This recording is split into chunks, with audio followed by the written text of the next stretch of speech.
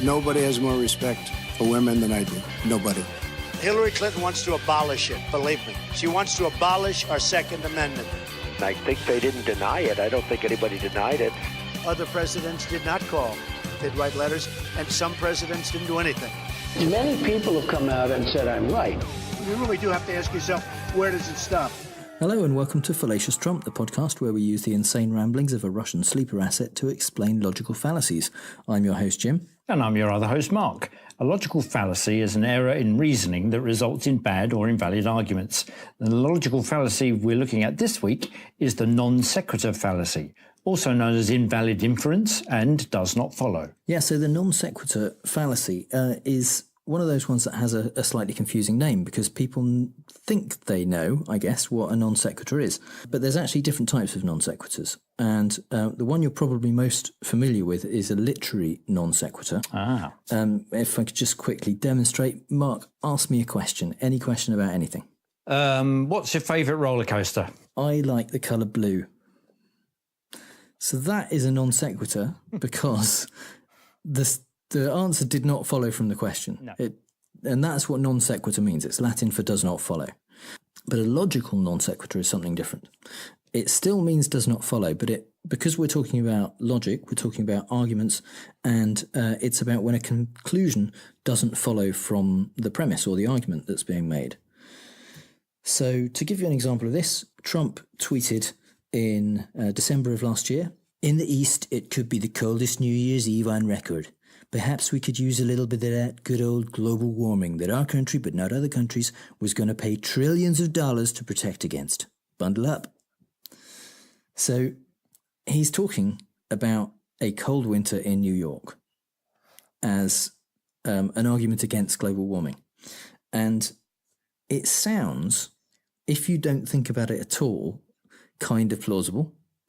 But once you think about it, you realise that actually he's confusing global with local, he's confusing climate with weather, and he's ignoring the fact that climate change suggests that there will be more extreme temperatures and more extreme kinds of weather, for example, like the coldest New Year's Eve on record. Yep. So he's actually using extreme climate change to argue against climate change. It's like saying there isn't world hunger because I just had a Big Mac. Yeah. It's actually a class of fallacies in a way. It's a description of most fallacies, really, because the thing that most fallacies have in common is that they are arguments where the conclusion doesn't really follow on from the premise. But whereas most fallacies can be specified in a particular way, they can be called straw men or argument from popularity or things like that, non sequiturs are usually ones which don't really fall into any of the other categories, but still have that characteristic of the conclusion not following from the premise. Another example, and I'm going to actually break the rules here slightly because this one isn't from Trump, but it is Trump adjacent. Right. Because it's from a hearing that Congress recently held into the former FBI agent Peter Strzok, into basically whether his personal dislike of Trump was evidence of FBI-wide corruption and conspiracy against Trump, which itself is a non sequitur. Yeah. Yeah. Yeah. And one of the congressmen, representative from Arizona, Republican Congressman Paul Gosar, started his questioning in an interesting way. By the way, I'm a dentist. Okay, so I read body language very, very well. So the typical response to that would be, huh? Yeah. Yeah. So he's a qualified dentist. So, and one of the qualifications of being a dentist is that. So therefore I read body language very well. Well, I guess you would come across a lot of body language going on as a dentist, mainly from people that don't like going to dentists. You could probably detect that, even though they're saying, very specific good morning, how are you? Yeah, exactly. But, something to do with keeping your hands over your mouth or something like that. Or just... He is talking here to a highly trained counterintelligence agent in probably the world's premier law enforcement agency. If anyone knows body language in this room, he's probably the one. And he's saying that basically he has seen in one of Strzok's previous answers some anger. And being a dentist, he is very good at recognising this body language. And this is a weird kind of mixture of the two types of non sequitur, really, because being a dentist and understanding body language are such completely separate things that it is a literary non sequitur and a logical non sequitur. So that they do sometimes cross over. There's some sense of bravado. He's going, well, you may well be, a really highly qualified counterintelligence officer in the premium invested, but I'll see that and I'll raise you my qualifications in dentistry. And I think you'll find as a result of that, we are equal when it comes to being able to read anger in the room by the body language. And if you watch the clip of this, actually, Peter Strzok has a beautiful little kind of smirk as he says this, because he immediately, you can see he thinks, well, this is going to be nonsense, whatever he comes out with next. Oh, right. Yeah. Which it is, to be honest. But yeah, the whole hearing, Strzok just was surrounded by people who had no clue how to ask a reasonable question. Again, he's an FBI agent. He's the one trained in interrogation techniques. Yeah. There's no way that they were going to be able to get anything out of him that he didn't want to reveal or trick him in any way. Exactly. And he just made fools out of several of the congressmen. Yeah. I mean, none more so, I think, than Gosar. Yeah. No, just or perhaps there was something that he was able to spot from Gosar's body language, not least that he kind of squirmed and came out with this massive non sequitur. You think, what? You may well be able to read body language, but you can't hide the fact that you're doing what you're doing, and you are just revealing that you're not qualified at all to ask me any questions. So it's, very, very odd indeed, but a beautiful example.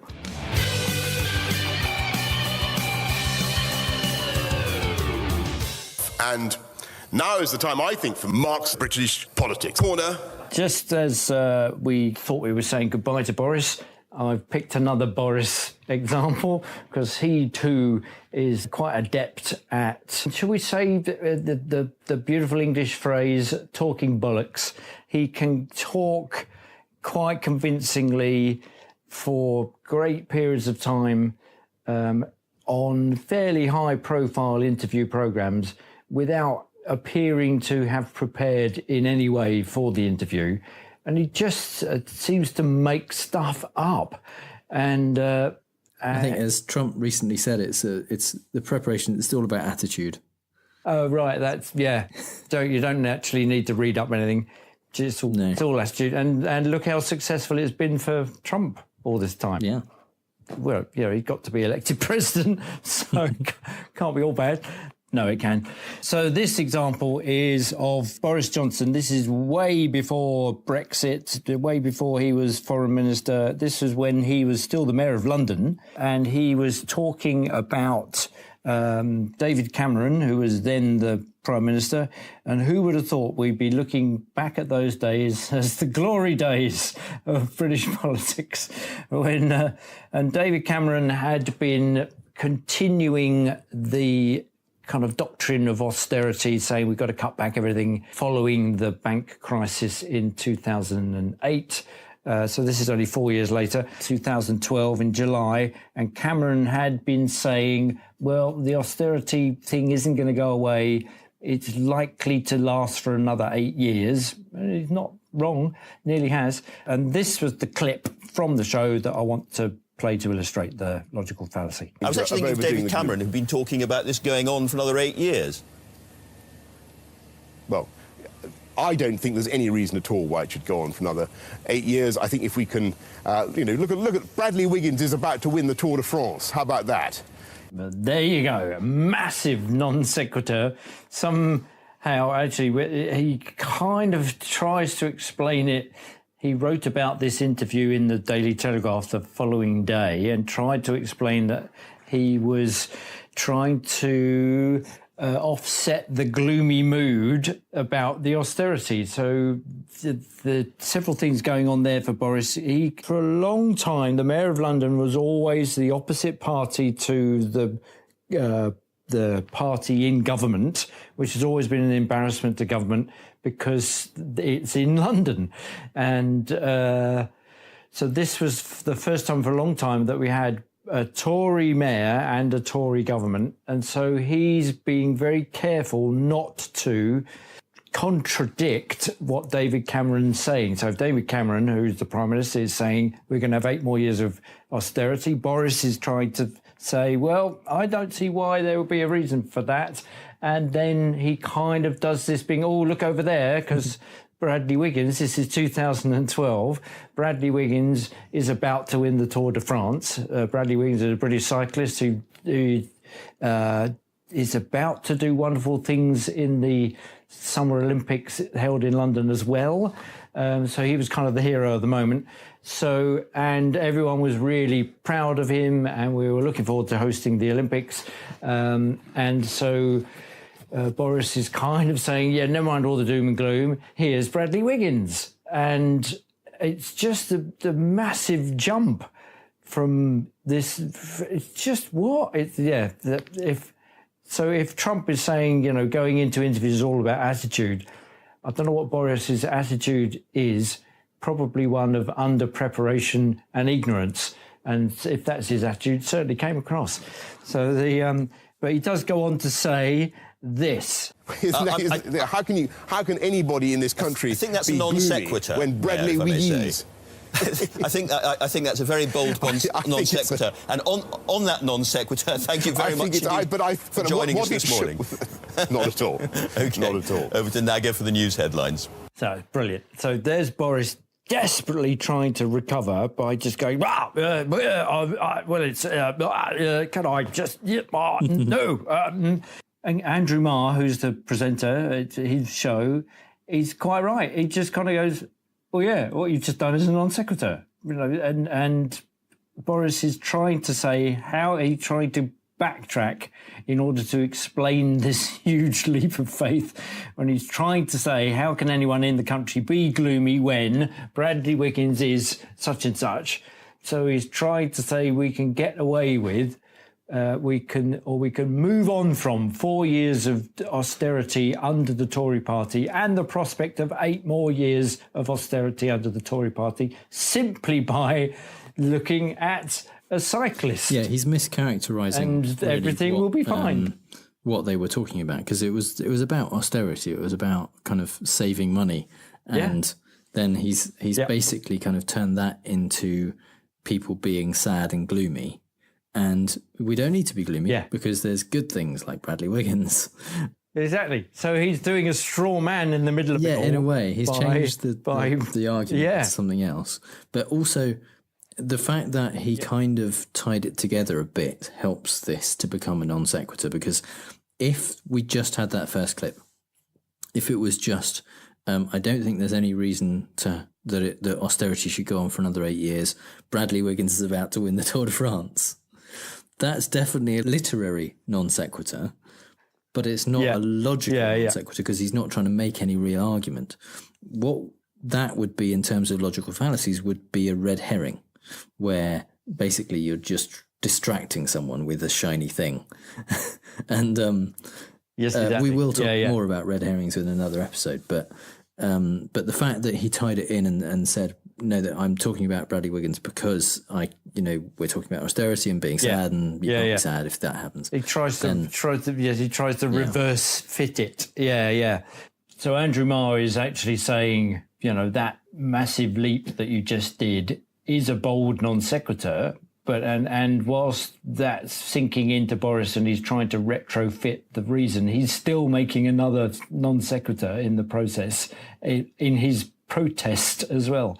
And interestingly, Boris the next day says, so there's a lot of gloom around. I felt obliged to try and cheer him up. How can anyone be gloomy when Bradley Wiggins is about to win the Tour de France, I asked. And then he says, that's a non sequitur, retorted the great Marr. who believes in chucking in the odd Latin phrase to keep people on their toes, which is exactly what Boris does. He does it more than anyone else ever. Yeah, he will fling in this, he does it more than a Harry Potter novel. He will throw in Latin phrases in order to obfuscate, in order to distract people, in order to flaunt his education, in order to establish his authority over us. And all it does is just make him look like an arse. So if that one then was an out-and-out literary fallacy masquerading as a logical fallacy, then the next clip is less of an obvious one, like Boris's wonderful one, but it is, I would maintain, a logical fallacy. I mean, I don't know. I gather she was okay to go on a anti-Trump demonstration, so I'm not sure why she wasn't able to come and vote. But clearly the pairing system needs to be looked at. It's not working very well, and the trust has broken down, and that needs to now be looked at again. So this is the Labour MP, Kate Hoey, speaking only last week, where there was a close vote over some finer points of the white paper about the Brexit exit deal. And it was getting really close, and the government were looking like they might lose, so they pulled out all the stops in order to make sure that everybody they could get to vote voted. There is a system in British politics whereby if somebody is unable to vote, then they are paired with a member of parliament who holds an opposing view, and therefore if each of them voted, their votes would cancel each other out. So the understanding is if there's an MP who is absent, not able to vote, they will pick somebody who would be standing opposite them, and they say to them, right, you don't vote, because that if she was here, your vote would just cancel it out. She's not here, so we're going to have you not here. And what happened was that the MP that was paired with Jo Swinson, who they're talking about, who was off on maternity leave, actually did go in and vote. So the Tories were, it's one of these long-standing gentlemen's agreements, if you like, and the Tories aren't behaving like gentlemen. Surprise, surprise, because it was, I think they only won the vote by 6 votes. So it really would have made the difference if this pairing had gone through like it's supposed to, and that vote wouldn't have been counted. It would have been very, very close indeed. So, and the reason this is a logical fallacy, I would say, is because the MP talking about the absent MP says, I gather she was okay to go on an anti-Trump demonstration, which we talked about last episode with the inflatable orange baby. It's okay she went on the demonstration, so I'm not sure why she wasn't able to come and vote. Well, it doesn't follow. Well, the reason she couldn't come and vote is because she's on maternity leave. She's on leave. She's not at work.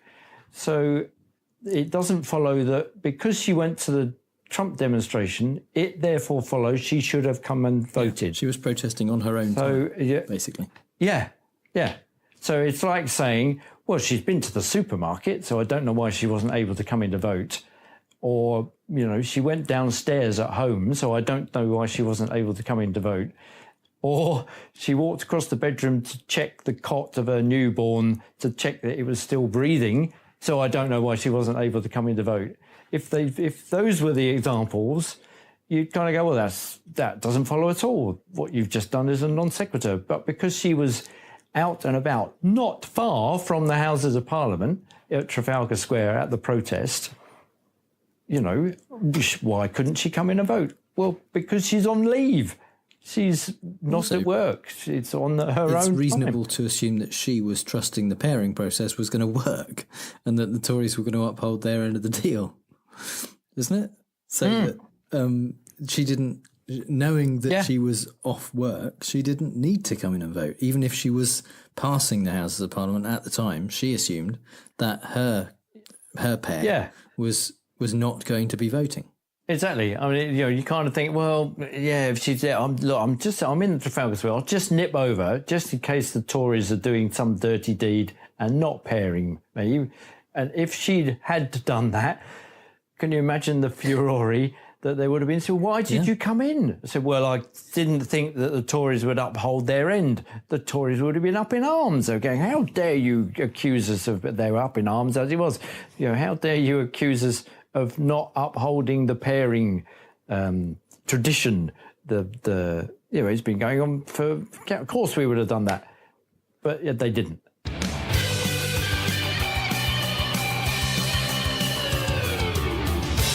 And here we see the fallacy in the wild. So in the fallacy in the wild, we like to look at the fallacy of the week from a non-political point of view.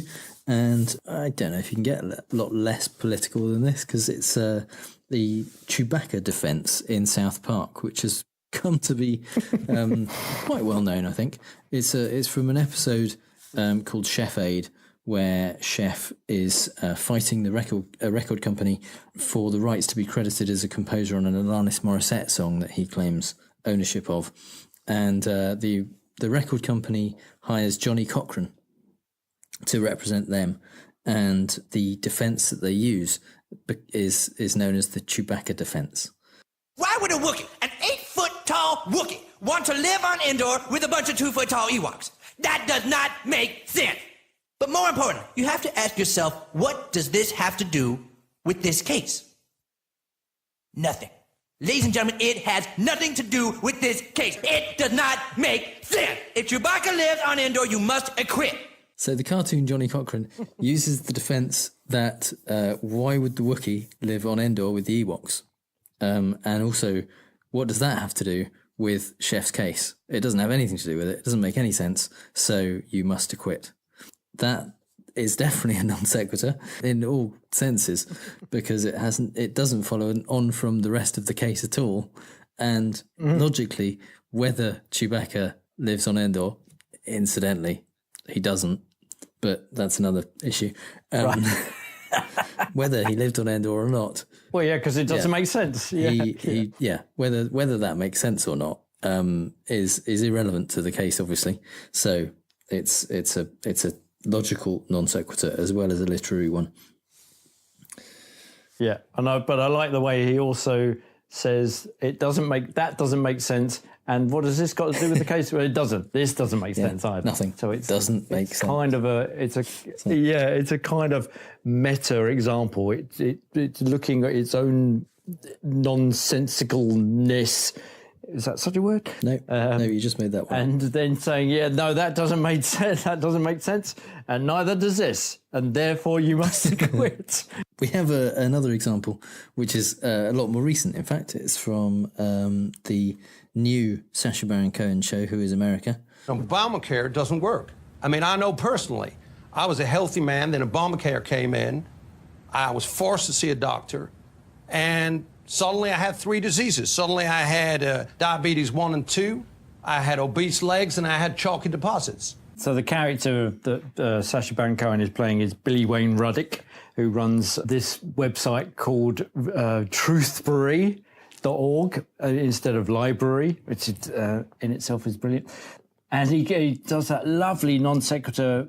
We say, well, Obamacare doesn't work because I was a healthy man, and then I went to see a doctor, and now I've got diabetes 1 and 2, obese legs, and chalky deposits because of Obamacare.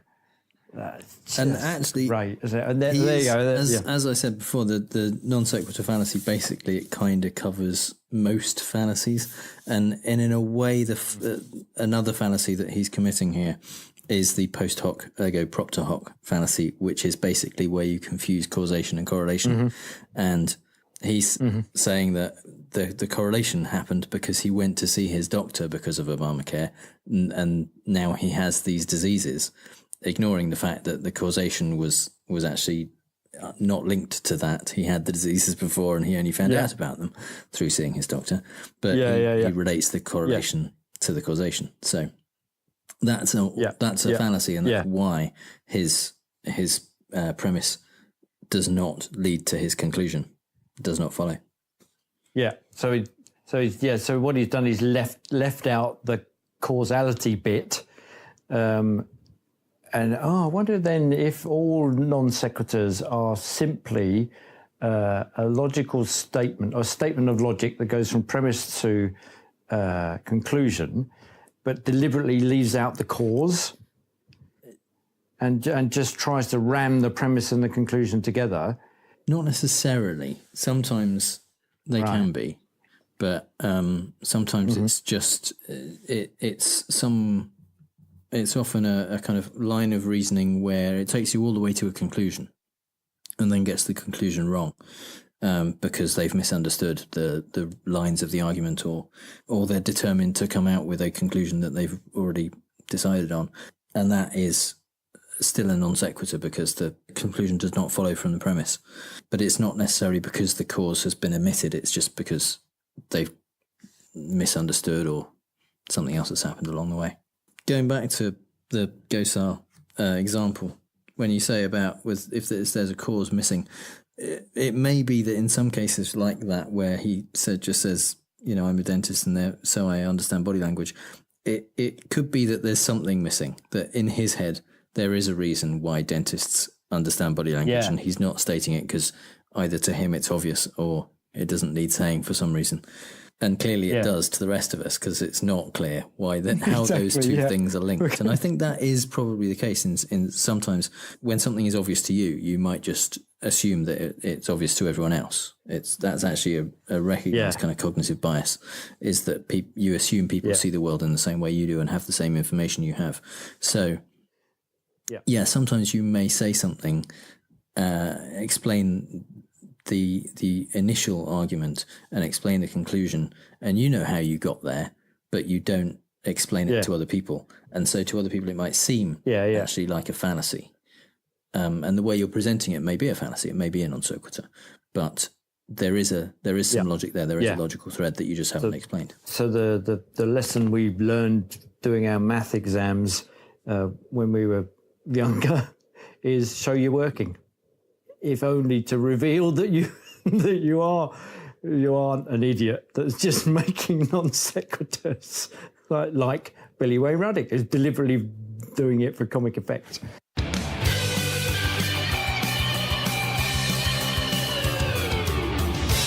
So we're gonna play fake news, folks. I love the game. It's a great game. I understand the game as well as anybody. So it's time for Fake News, the game where I read out 3 Trump quotes, 2 of which are real and 1 I made up, and Mark has to figure out which one is fake news. Or actually, you read out 3 and I guess the wrong one. That's how it's been so far, every single time. Now there's a theme to this week's quotes, and it's all about Putin because of the Helsinki Summit last week, and it's things that Trump has said about Putin that don't necessarily match up. So, number 1, this was said in November 2015. As far as the Ukraine is concerned, and you could Syria, as far as Syria, if Putin wants to go in, and I got to know him very well because we were both on 60 Minutes, we were stablemates, and we did very well that night, but you know that. Number 2, this was from July 2016. I never met Putin. I don't know who Putin is. He said one nice thing about me. He said I'm a genius. I said thank you very much to the newspaper, and that was the end of it. I never met Putin. Or number 3, this was from September 2016. I was in Russia years ago with Miss Universe, which did very well, and we were in Moscow, the Moscow area, and Putin came to see me. He could not have been nicer. He actually gave me a beautiful gift. I won't tell you what it was, but we got along great. Putin's fine. Okay, so I think that number 1, I think see, the trouble is, as soon as I say that, I know that you've written it. I think the first one I've heard, and I love the way he just tapers off. And he kind of goes, so there you are, as if he said something of enormous import rather than just the insane ramblings of a Russian mole. Okay, number 2, I never met him. And he got genius in there. See, I don't think... Okay, and the Miss World one... See, you've done the usual thing and kind of base it on a crumb of something that I may have heard of and therefore convinced by. There must be a name for that logical fallacy. It's just called deceit. Okay, I think number 2. I think you made up number 2. I don't think Putin called him a genius. So you think the 2 quotes where he said he's met Putin and got on well with him are true, and the one where he said he never met Putin is false? I see what you're doing there. Yeah. Yes. Yes. Oh, God. Okay. Given the time, I think 1 and 3 are real. Number 2 you made up. So let's start with number 1. Despite the evidence. Yeah. And number 1 is real. But as far as the Ukraine is concerned, and you could say Syria, as far as Syria, I like if Putin wants to go in, and I got to know him very well because we were both on 60 Minutes. We were stablemates, and we did very well that night. But you know that. It's great. He judges the other leaders on the basis of just being on the telly. Yeah. Yeah. Specifically that, because actually they didn't meet on 60 Minutes. They were both in the same episode, but they were on different segments. Trump filmed his in New York. Putin filmed his in Moscow. So what? The fact that Trump says I got to know him very well is a complete lie. Wow. So he's lying about having met him. Yeah. Like he does anyway. So he's lying about having met him like he lies about having met him. Wow. When was that? 2015? That was November 2015. He said that. Now, in July 2016, number 2, you think this is the one that I made up. Oh, no. And number 2 is real. I never met Putin. I don't know who Putin is. He said one nice thing about me. He said I'm a genius. I said thank you very much to the newspaper, and that was the end of it. I never met Putin. So 8 months after claiming that he knew him very well, got to know him very well, he then claimed he never met him. Doesn't know who he is. Yeah. So I should know Trump well enough by now to know that it's actually, if there was a direct contradiction, then that would have been said by him. Of course. Yeah. Why? So number 3, stupid. About being in Russia. Yeah. He did go to Russia with Miss Universe. Yeah. He was in Russia in 2013, but he didn't meet Putin. So, very good. Very nicely done. And the gift, I love and he gave me a special gift. Can't tell you what it is. Yeah. What? And I immediately kind of thought, I think I know what it is. I think it was. Then I've got no idea because you made it up. No. So, what episode is this? 5. Am I now 5-0 down? No, there's no coming back from that, is there? we should just rename this as I will read out 3 quotes and Mark will get the wrong one. Just call it that. Maybe you should try getting the wrong one. See if that helps. Oh yeah, maybe I should do that. Oh yeah.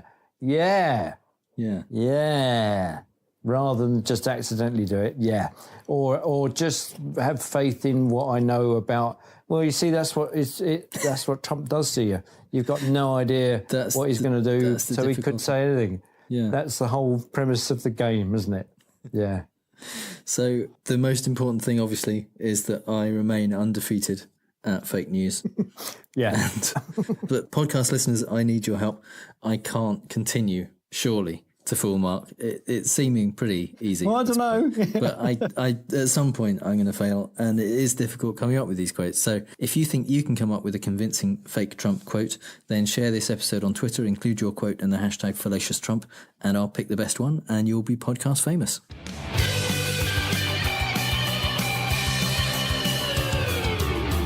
So this is the part of the show that this week is called Treason is Not a Logical Fallacy. And this is where we want to talk about all the things that are going on in the Trump White House, but there's too much crazy stuff going on, so we have to pick one story. And this week, well, it has to be the Helsinki Summit, where Trump met Vladimir Putin, finally, although actually not for the first time. And it was kind of weird because, I mean, I think I can't remember who said it online, but someone said, yeah, we expected a little bit of treason, but not as much as we got. Yeah.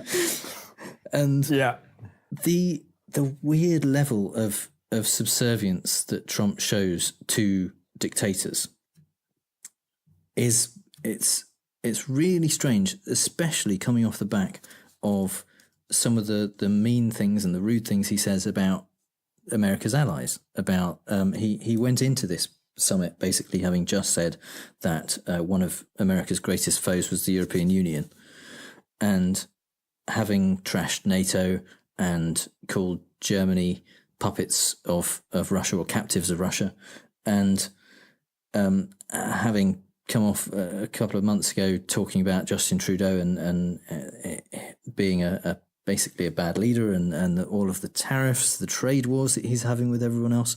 The only people he seems to want to get along with are dictators. He likes Xi Jinping. He likes Kim Jong-un now. He likes Putin. It's really strange. It seems like maybe he wants to be like them. He wants to be one in the gang, one of them, the club members. Yeah, he wants people to stand up and salute when he comes in the room. He wants people to sit up straight, and he wants people to not kneel down when the flag is up and the national anthem is being played.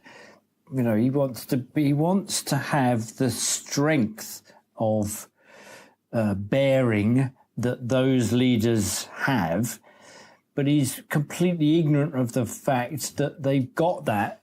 It's hard won, mainly by torturing and seeing to the death of many of their citizens, so that they are completely terrified of doing anything in case the leadership brings about their demise. Consequently, it's not particularly pleasant to live in those regimes. Yeah. Certainly not the home of the brave and the land of the free. And to want to have that kind of bearing and, dare I say, respect that he thinks is being paid to those dictators, it comes at a massive price, Donald. And you're completely ignorant of that, you idiot. And and hanging about with dictators isn't going to bring you the respect that you want. It's just as well Ceausescu is dead. They don't even treat him like an equal. It's weird because supposedly Russia is kind of not as important in the world, on the world stage, as America. North Korea certainly isn't. But by having these meetings, he is legitimizing these other world leaders, these dictators, and then he goes along and he looks less important than them. He looks less in control and less powerful. And they come away with their propaganda machines in their countries saying what a marvelous success it's been. And only Trump is saying what a marvelous success it's been on his side. Everyone else is saying what a horrible failure it was in every way. Yeah.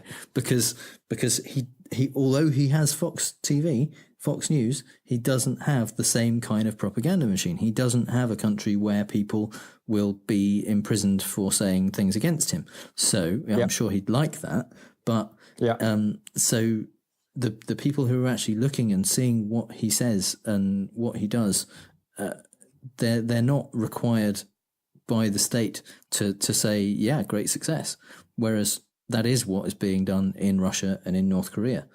And to a certain extent, from their point of view, it is a great success, because what it does certainly for Kim Jong-un, it does elevate him to the level of a superpower's leader. Absolutely. Yeah. That's why the Kims have been trying to get a meeting with the US president for years. And it's only Trump that was stupid enough to agree to it, basically. Yeah, yeah, and he's kind of under the misapprehension as well, Trump, that he is fixing something that's never been able to have been fixed before. And it's not as simple as that. It's not a matter of, okay, nobody's thought to just go and talk to these people. There's a reason for that, and part of that reason is the same reason as why those people are the dictators that they are, is because the regimes are appalling and we don't really want to be encouraging them or giving them the light of publicity and therefore legitimacy in the world's eyes. We want to be doing the opposite of that. Yeah, absolutely. The New York Times reported this week, actually, that Trump was told 2 weeks before his inauguration that the Russians definitely meddled in the election and tried to sway it for Trump. And supposedly at the time they said that he kind of grudgingly accepted this. But he's gone back on that such a lot, so many times. He's occasionally said he thinks it might have been the Russians or someone else. But yeah, in this in the summit, he was asked again if basically he would say that to Putin, if he would say that it was him, as the US intelligence agencies are saying, as Dan Coates is saying, the Director of National Intelligence. And he said, I'll play what he said in just a moment, but and then he was basically forced to backtrack, and I'll play the backtrack will follow directly on, so you can hear his words kind of one after the other and see what you think.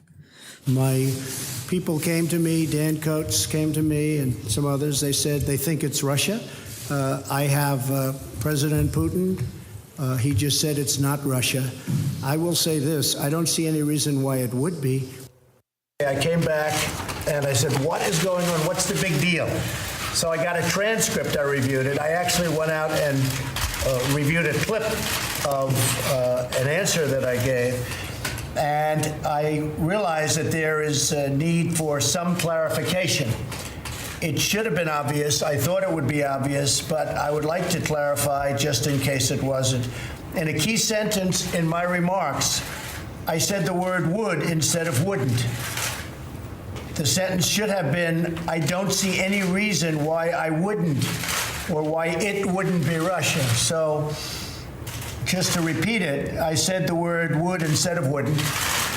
And the sentence should have been, and I thought it would be maybe a little bit unclear on the transcript or unclear on the actual video. The sentence should have been, I don't see any reason why it wouldn't be Russia. Sort of a double negative. So you can put that in, and I think that probably clarifies things pretty good by itself. So that's easily done. Who among us hasn't said would when they meant wouldn't? Exactly. Of course, I would do the washing up afterwards. Yes. Oh no, I meant wouldn't. Yeah. Why is the washing up? Yeah. Why is the washing up still not done a week later? Oh yeah. Well, but just for the sake of clarity, and in case he was unclear on the video, I said actually that I wouldn't do the washing up. Yeah. So the fact that it took him more than 24 hours to say actually I said the wrong would. I said wouldn't instead of would, or would instead. Yeah. Doesn't imply at all that there were a whole bunch of people running around going, how on earth can we get out of this without... Apparently he came up with that solution to claim that he misspoke. Yeah. And to be fair, it is one of the first times he's actually admitted a mistake. Exactly, yes. He's backed down rather than double down and just go, oh, actually, yeah, no, I did say that. And what's more, I said they would, they could, and they should do it. He didn't actually do that, which is surprising. So when he was giving his apology on the day after the summit, he actually had a typewritten statement. You wouldn't know it from the amount he went off script. But the weirdest thing about it was written really quite large across the typewritten script in black marker were the words, there was no collusion, with, incidentally, collusion was spelt wrong. It had only one out. I don't really understand that. Does he need to be reminded to say there was no collusion? He doesn't seem to need to be reminded. He says it given that all the time. Yeah, given that picture turned up on Twitter, do you think that he was, other people just kind of snapped it and went, oh my God, there it is. Do you think no, he's not smart enough to do that. No, just thinking, did he write it on there knowing that people would see it? I think he was trying to remind himself that if the opportunity came up, he should mention there was no collusion. He should work that in. Wow. It's so weird. Lindsey Graham, I think, said that Trump doesn't really get the difference between the Russians meddling in the election on his behalf and collusion with the Russians.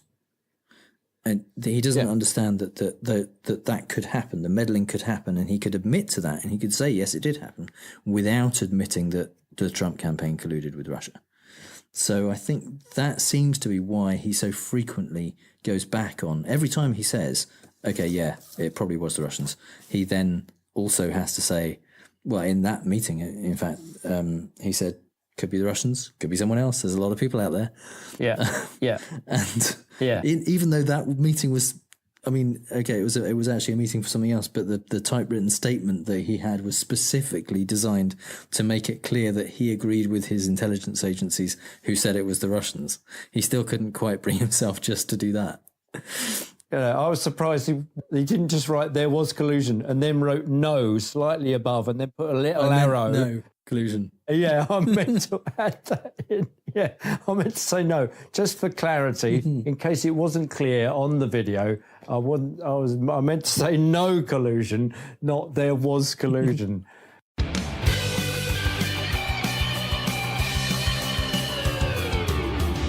And finally, some things we really don't have time to talk about. Trump found a way to distract everyone from Russia this week, sending an all-caps tweet to the president of Iran promising consequences the likes of which few throughout history have ever suffered before if Iran threatens the US. So in a few months, Trump will be having a summit with Rouhani and telling everyone he's a great guy with a good sense of humour.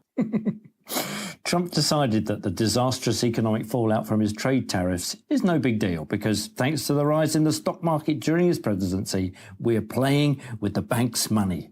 I'm sure that the thousands of ranchers and factory workers whose jobs are at risk will be very happy to hear that.